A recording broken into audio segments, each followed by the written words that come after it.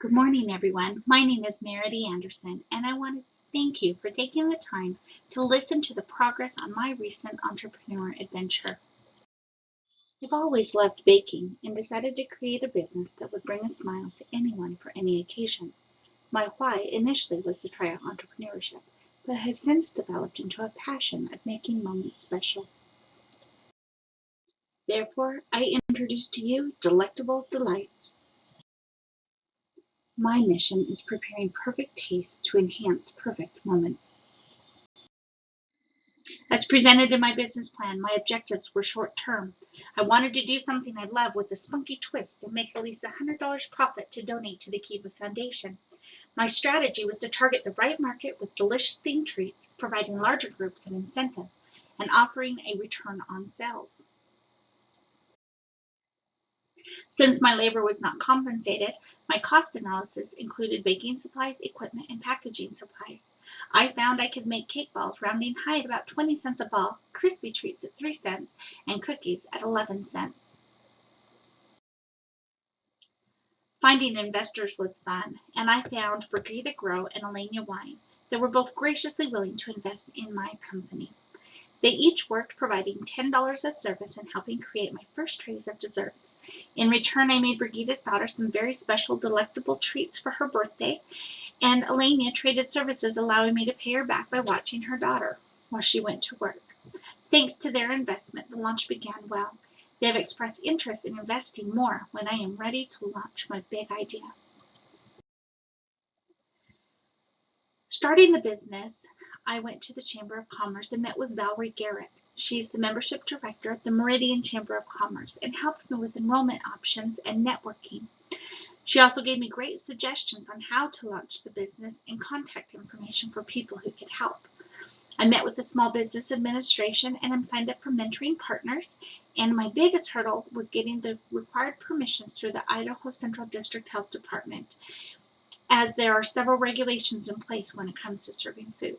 I worked with Matt McDonald, and he helped me complete the needed paperwork and received approval for my cottage business. To market the product, I met with the principals at the local school district. The high school was not interested as they had just implemented a new security system and were busy with projects that they were dealing with. However, both the middle and elementary schools were interested and allowed me to post sign-up sheets in the school's teacher's lounge every week for Friday deliveries. In return, I offered a 10% return on sales to go back to the school's charities. I also emailed the teachers sharing my why and presented information on the Kiva Foundation group I wanted to support. October was Monster Ball month. Each Monster Ball type was a different flavor, and I was surprised to find that strawberry and chocolate were the most popular flavors. I had extra inventory at the end of October and decided to create a Facebook page and post to family and friends. Having never really used Facebook, this was intimidating, but proved to be a great tool in promoting the business. Orders came in within the hour, and I had to quickly drop everything to meet the demand. November, we changed our theme to Spice Cake Balls, decorated as pumpkins and pumpkin cookies and pumpkin Rice Krispies. On November 5th, I contacted the director of the Paul Mitchell School and set up a meeting. Later, she had me set up a booth at their salon, which I ran for 1 hour for over 2 days, and I still offered the 10% return on sales towards the Paul Mitchell School for their supplies they needed. Although we initially did well with our soft launch, sales were most profitable during the booth sales at Paul Mitchell. In the end, we had a profit of $108.33. Some valuable lessons I learned was first that pricing really matters, and I priced too low to begin with. My mentors and investors insisted on a price increase, and once I made that, I lost sales at the middle school and elementary schools as they were used to the lower prices. I also learned that marketing online requires a lot more help. I spent many all-nighters making and prepping product and getting no sleep. I need at least one employee, 2 would be best to help keep up with the demand. One of the biggest lessons I learned is that I need to market for the monthly change in advance.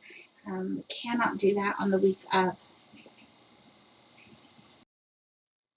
What went well? People loved the idea and the product. We had great profit margins. Our marketing with our return on sales was a success, and I already have future orders and customers. We have plans for weddings, parties, and company events all coming up. Last of all, I have a potential partner who also knows an additional investor who is interested. If I had more time and capital, I would hire 2 more employees to help me baking and delivery. Ultimately, this gives me more time to pursue potential clients with larger venues. I would also use the capital to purchase additional equipment. Why invest? You can help change the community and sharing great products with great people. There's a positive return on your investment and ample opportunity to grow. So thank you for investing in Delectable Delights.